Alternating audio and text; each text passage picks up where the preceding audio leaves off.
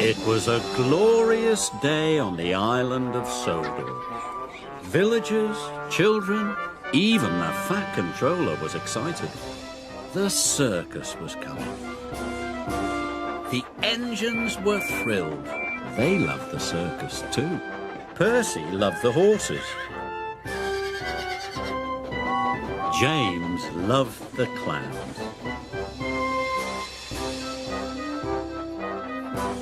Children gathered on the bridges. They were waiting to see the circus pass by. Thomas became more and more excited. Everyone wanted to collect the circus from Brendam Docks. The fat controller came to Tidmouth Sheds. He had exciting news for Thomas. Thomas, you are to collect the circus, he boomed. Thomas was very happy. Pulling the circus sounded like wonderful fun. But if there are too many freight cars for you to pull, you must share the work with another engine. Percy and James were pleased. Maybe they'd get to pull the circus after all. Thomas puffed over to Brendam Docks. Thomas steamed into the dock. Cranky was unloading the circus.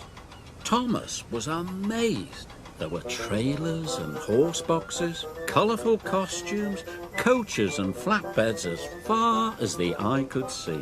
Thomas was so excited his axles tingled. The acrobats and clowns climbed aboard Annie and Clarabel. Thomas buffered up to collect the coach. Do you want a wheel there, matey? Asked Salty cheerfully. Thomas remembered what the fat controller had said about sharing the work. But the band started playing and everybody was cheering. Thomas thought this was the most wonderful special ever. Even though the train was very heavy, he didn't want to share it. "No, thank you, Salty," he gasped.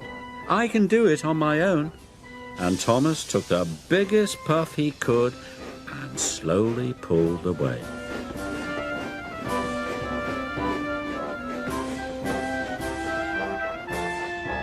Thomas trundled through the countryside. His pistons pumped and his traction rods rattled. But Thomas didn't notice. He was having far too much fun. Thomas puffed towards Marron Station. He had a wonderful surprise.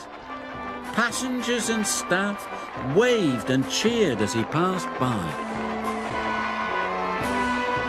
The band played on, and Thomas blew his whistle in time with the trumpet.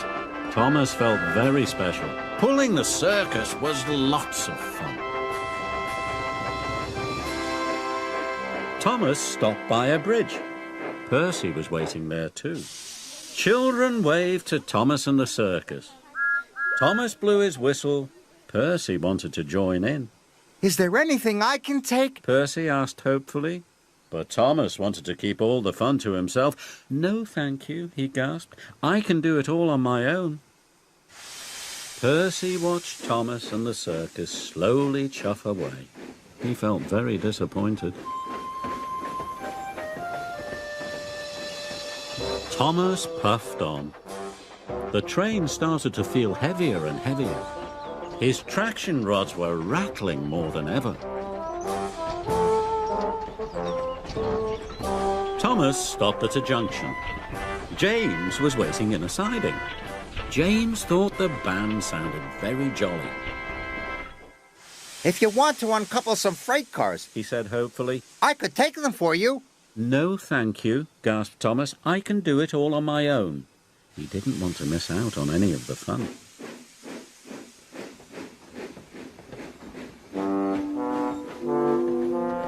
Thomas steamed on, but every huff and every chuff got harder and harder.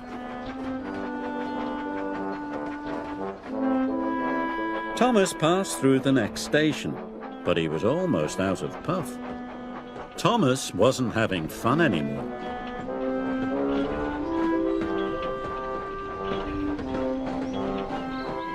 Then there was trouble. With a horrible creak and a terrible crack, Thomas's traction rods broke.